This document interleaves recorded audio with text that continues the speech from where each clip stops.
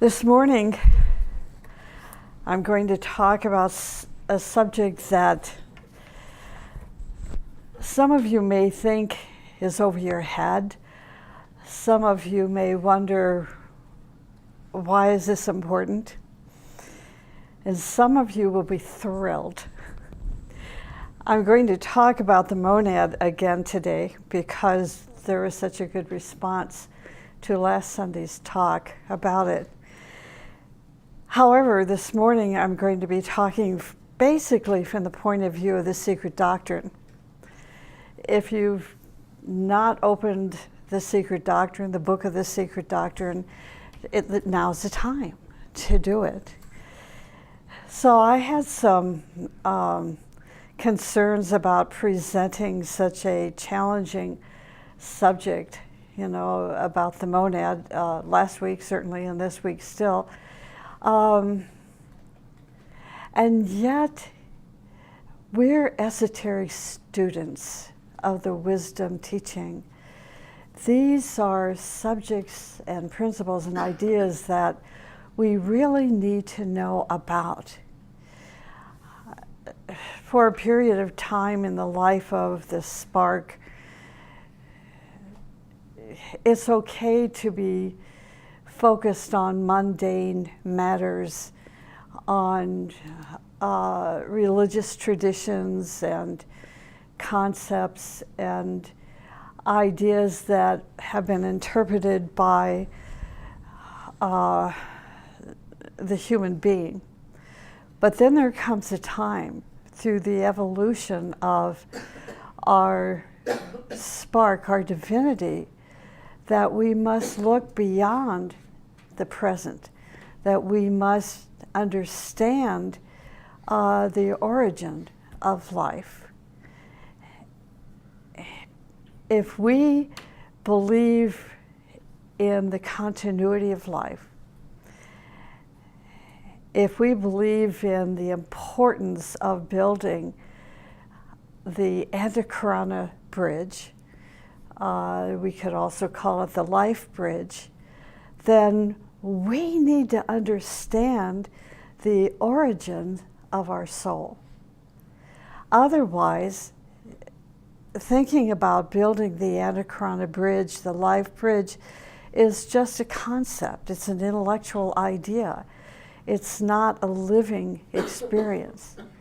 So this morning, I'm going to continue to talk about the monad and also about the soul, but primarily from the point of view of the secret doctrine, which gives us the original teaching about life.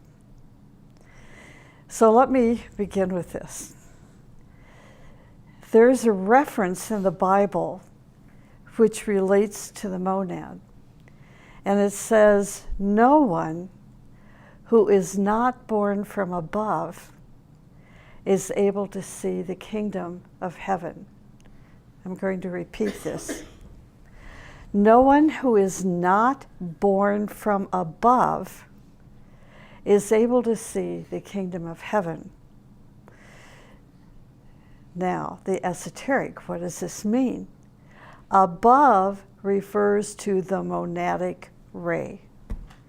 Now, this biblical verse is from, I think it's John chapter, I think it's chapter 3, verse 5, somewhere close to that.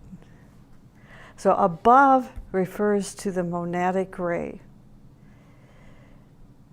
Our human soul is born through the individualization of the monad. So this is an important phrase, individualization of the monad. This is something we have to do. Our human soul is born through the individualization of the monad. Well, how does this happen? How does this individualization occur?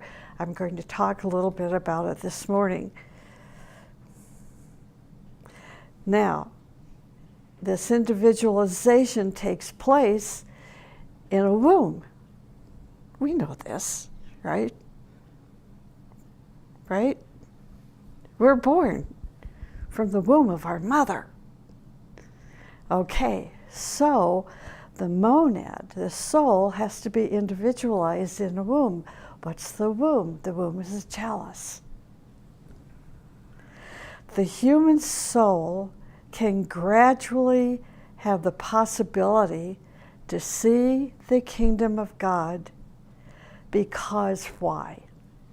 Because now the soul exists. And in its existence, it can grow and unfold. This is us. The word above is referencing the unconscious ray. Now, I don't have time to go into everything, but you have the time to study. So this is like the second introduction. The first introduction was last Sunday. Today is the second introduction that I'm hoping will stimulate an interest, particularly if you are a student of the Ageless Wisdom, that you're going to want to learn more about this. So because I only have roughly 40 minutes to share this information, I want to give the overall picture. Okay, the unconscious ray. The term above, no one who is not born from above, okay? Above is referencing the unconscious ray, the monadic ray, the unconscious ray. But now the human soul has a chance, once it's born in the womb, in the chalice, to penetrate into the kingdom of God consciously and by the power of its merit. It doesn't just magically happen. There is another biblical passage which says, no one who is not born of water and spirit is able to enter the kingdom of God. Now, in religious literature, they understand this to mean baptism. They understand this to mean born again. But we're taking it deeper than that because we're esoteric students of the wisdom teaching. The question is for us, what is the kingdom of God? Hey, if you're going to stick with your religious nomenclature, that's okay. It's not okay with me. Okay, I learned that many, many, many years ago. It's like I want to go beyond religious language. The kingdom of God is understood by esotericists as hierarchy.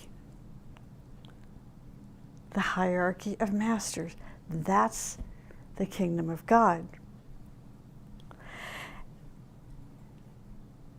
And this is where our esoteric knowledge clarifies that biblical passage, what it is telling us. Water.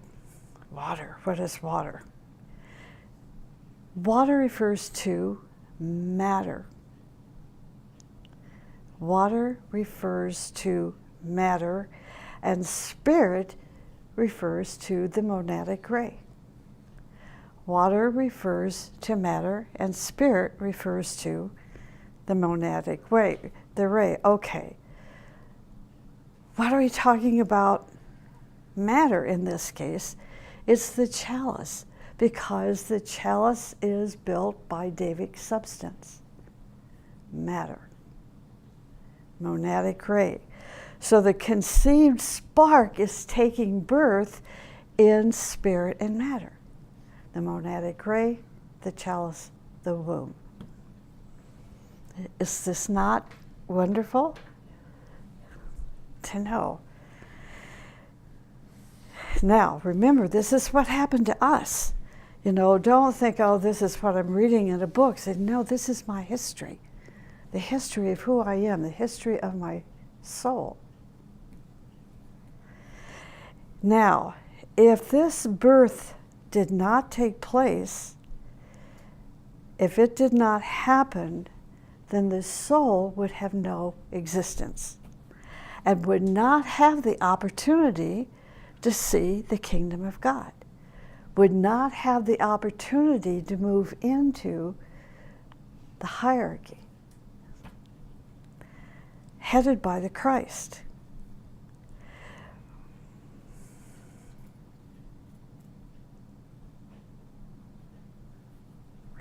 Now, the word see,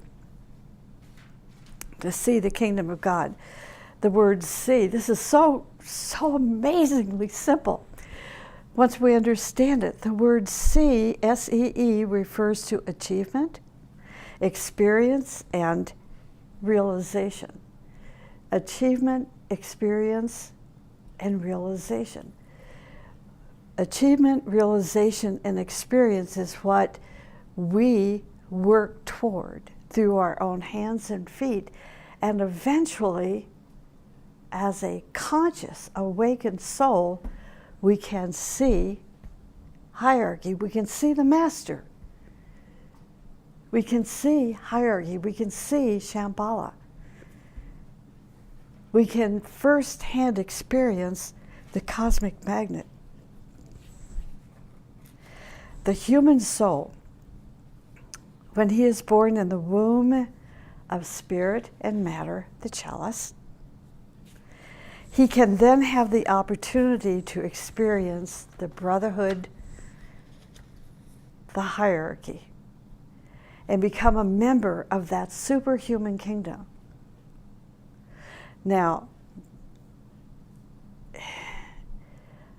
because I'm a woman, I also feel obligated to add to the word brotherhood, sisterhood.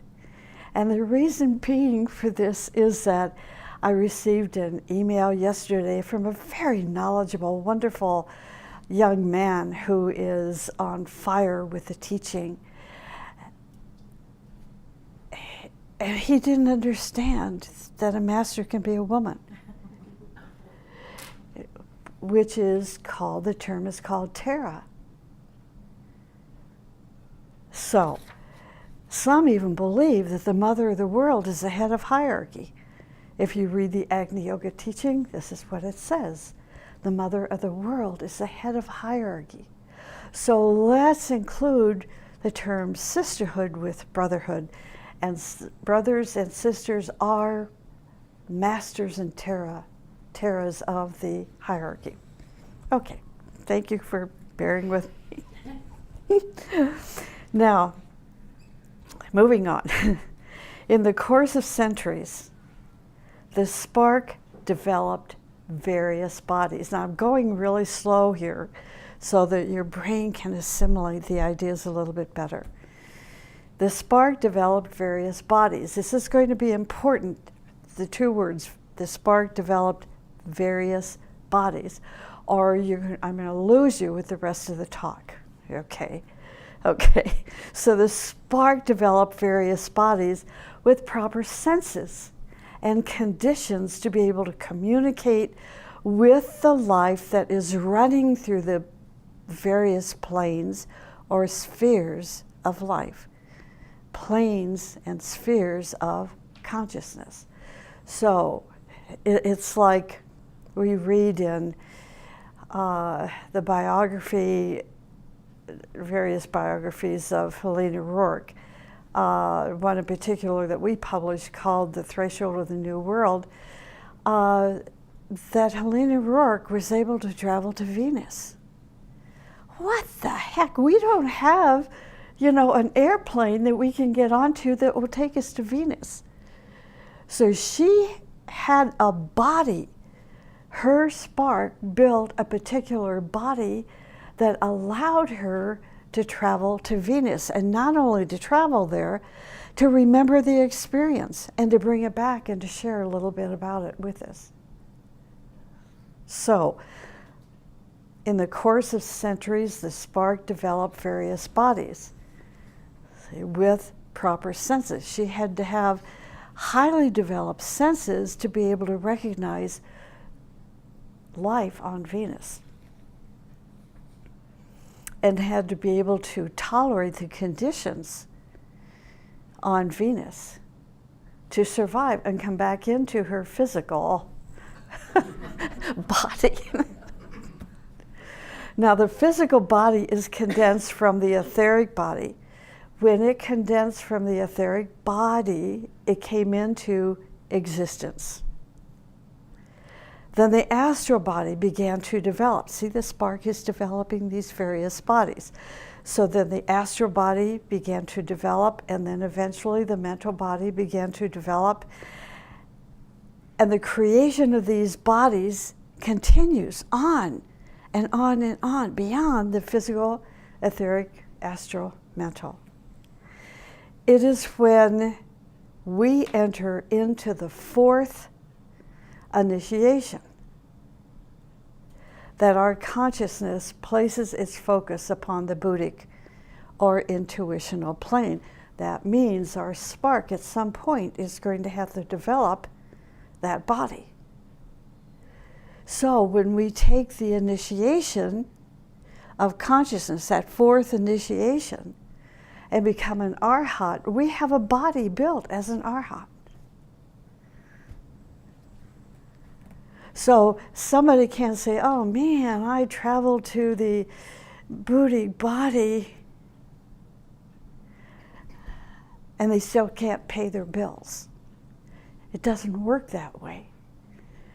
We have to go stage by stage, step by step in the process of building these bodies, because with the origin of life and through the process of involution, and now as the soul is experiencing evolution, it has to take the process of these experiences into perfection as it returns home. It doesn't want to have to come back to this planet that is so dense, but it's gonna have to until the spark is able to build these bodies. And we have the ability to see the achievement, the experiences, see, to qualify the construction and building of this body, this Buddhic body for the fourth initiation. Now, at this point, our soul is emancipated and begins to build his higher bodies and communicates with even higher planes, and where he eventually reaches the monadic plane. Our spark is going to eventually reach the monadic plane and its individuality. Now it's an individual. That individuality is called the capital S self. But there's something greater than that, and we're not going to talk about the greater than that because we're not ready for it, not yet. So the self, capital S self, aka the monad, according to his degree of unfoldment and control, builds bodies to communicate with that particular plane, the substance, the life, the energy of that particular plane that he is on, that the monad is on. So right now, we're just little physical human beings, you know, that has an emotional body and a mental body, and this is all we are communicating with. But don't get stuck there. If you're stuck in politics, you're stuck in matter. Surefire guarantee. What does it mean to be stuck in matter? It means to be stuck in anger and jealousy and revenge and hatred and greed and malice and opinions and bias and I'm more superior than you are. Let it go. Let your attachment to these things go so that you can begin to build these higher bodies and communicate with this newly built body and a higher plane of existence. as we develop more experience and build higher bodies, this is when we're going to be able to communicate with a larger field of existence. In the cosmic physical plane, this cosmic physical plane, the highest body that we know that can be built in the cosmic physical plane, do you know what that body is? And this is secret doctrine teaching. Dharmakaya. Dharmakaya is the highest body that the spark can build as it is still functioning in the cosmic physical plane. So the Dharmakaya, which means at this level of consciousness, at this plane of consciousness, the monad is aware of all laws existing on the cosmic physical plane. There's a lot of laws. I remember when I was reading initially Torkham's books, and it's like I started to make a list of these laws because every chapter I read, the law of this, the law of that, the law of beauty, the law of goodness, the law of righteousness, and I can't remember all of these laws. And I started writing down all the laws until I ran out of paper. So now we're realizing that as we build this Dharmakaya body, the highest body possible in the cosmic physical plane, we're going to know all the laws that exist within the cosmic physical plane. Our monad is going to know this because now it has a Dharmakaya body constructed. In this secret doctrine, it just gets better. In the secret doctrine we read, here's a phrase, the host of Dhyanis, Dhyanis, the host of Dhyanis, whose turn it was to incarnate as the egos of the immortal. Some obeyed this law of evolution immediately, starting with the separation of the sexes, which occurred in the Lemurian root race. And it's at this point these Dhyanis came into evolution, becoming physiologically and physically ready. These were the early conscious beings, who added conscious knowledge and will to the inherent purity and became the seeds for future adepts on this planet. An adept is a master. An adept is a master. So these seeds came into, or these Dhyanis, host of Dhyanis, came into evolution in the middle of the Lemurian root race and became the seed for future adepts. Only in this, are you excited about this? I just think it's so beautiful. Only in the secret doctrine are these profound mysteries discovered. So the spark, which is a spark of the monad, was visited by the Dhyani Kohans who were going to charge the senseless monad.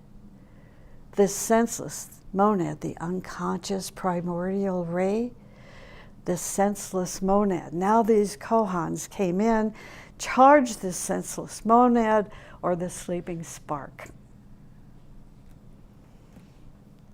so that the human being will become conscious knowledge and will. Conscious knowledge and will. The Dhyani Kohans are celestial beings, also called nirvanis, also called solar angels.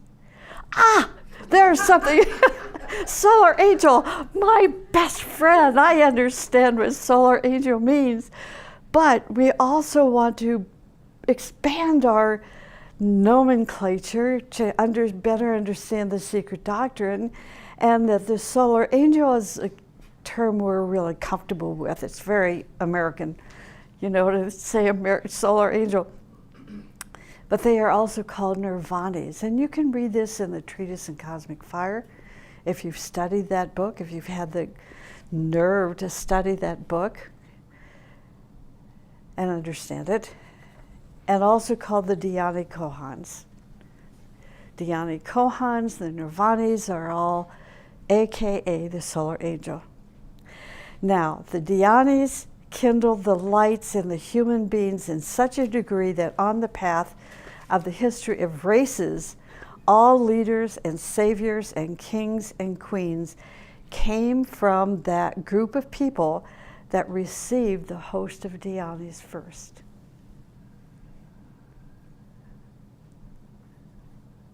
Read history. Then the monad. Then we can't run out of time this morning.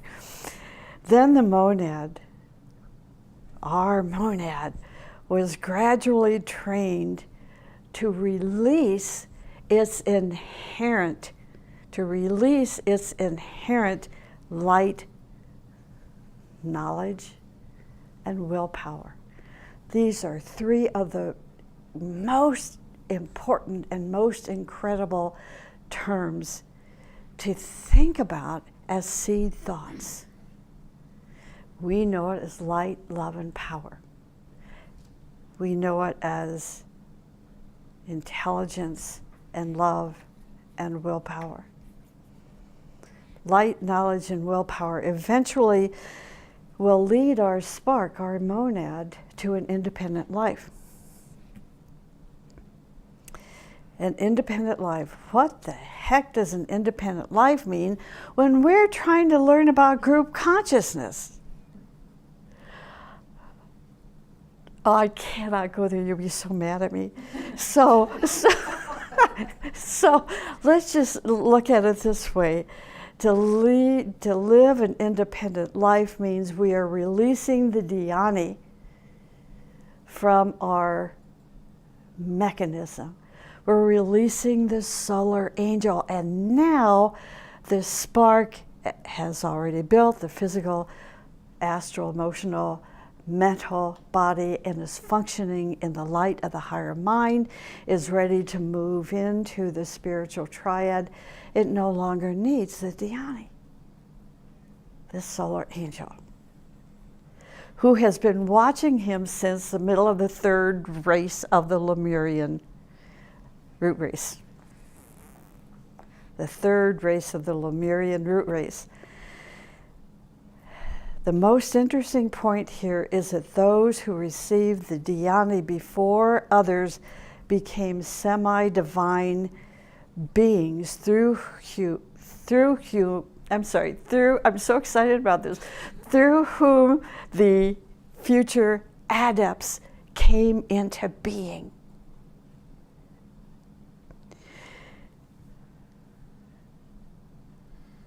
Oh, I wish we had time for questions. This is just, it's so, are you not excited about this? What does it mean to me? It's like,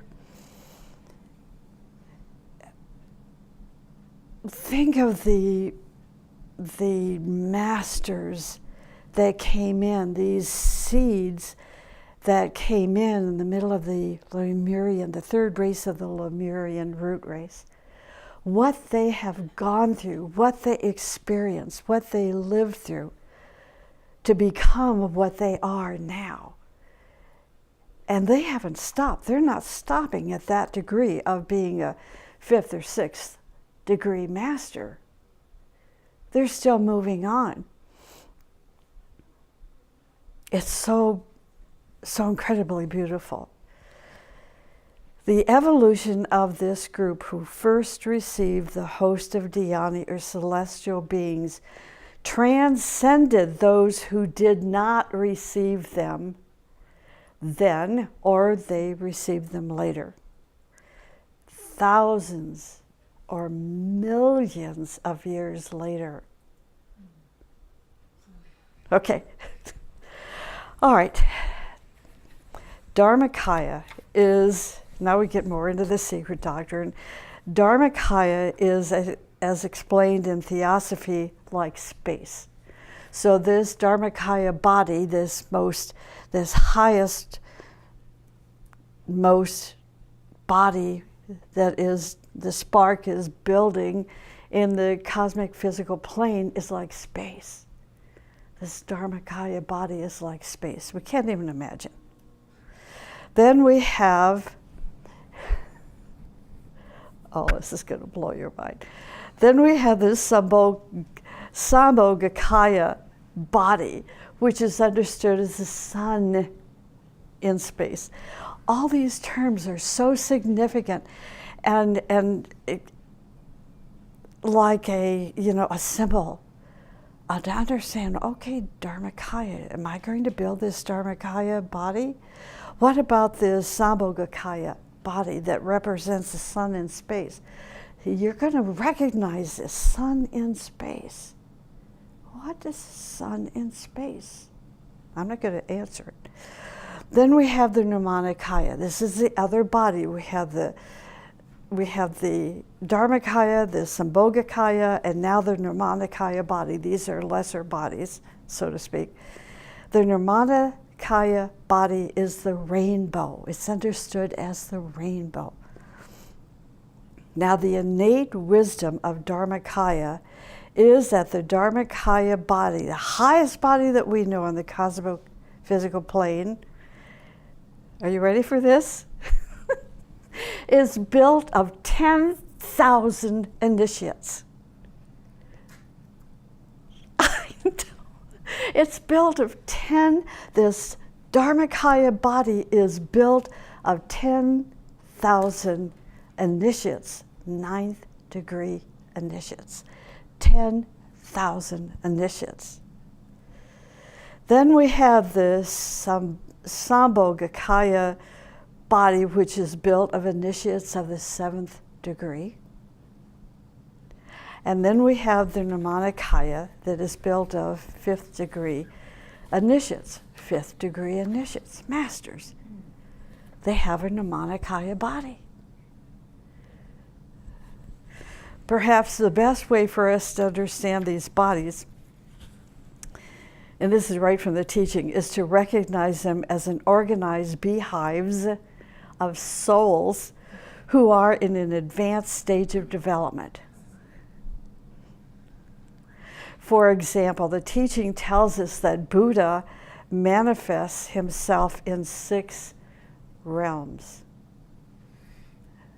And we're just, yeah, we won't go there. Okay. The Buddha manifests himself in 6 realms, and their Nirmanakayas, our masters, can appear in 4 different forms. Can appear in 4 different forms. Okay, what does that mean? Then a master can manifest himself in 4 different forms. This is what the teaching says. Some of them are created as sacred images, including the Buddha Sakyamuni, who manifested as millions of Padmasambhavas.